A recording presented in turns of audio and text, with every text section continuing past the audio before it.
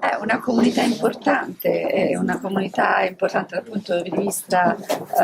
diciamo culturale, sociale, produttivo, quindi una bella realtà e credo che sia grande valore aggiunto per questa città, per Trieste, ma per l'Italia tutta, quindi mi ha fatto molto piacere, li ho anche invitati a Montecitorio a venire, so che ci sono anche dei cori e quindi ho proposto loro di fare un'iniziativa culturale, magari un Montecitorio a porte aperte che è la prima domenica del mese insieme. Una domanda, lei oggi qui partecipa a un convegno per il Kennedy Speeching come contro il Kennedy Speeching, contro i valori ostili. In realtà qui siamo in una sede dove l'ostilità è stata tanta, anche se chiaramente era razziale, un tempo era quello di Stato. Sì, questo palazzo rappresenta il simbolo dell'oppressione,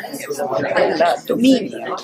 dell'intolleranza ed è importante che questo incontro sia stato fatto proprio qui, in un tempo in cui purtroppo l'odio si sta insinuando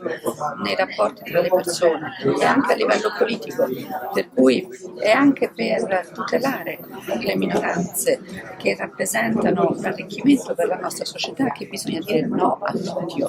perché l'odio porta solamente al deterioramento dei rapporti e fa aumentare le tensioni. Quindi penso che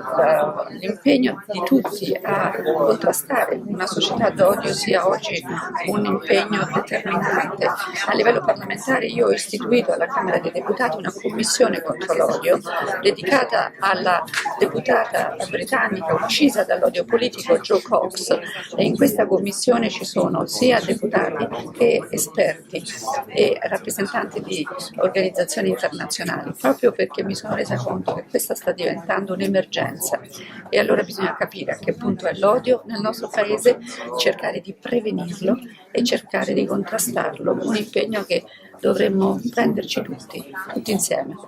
Grazie.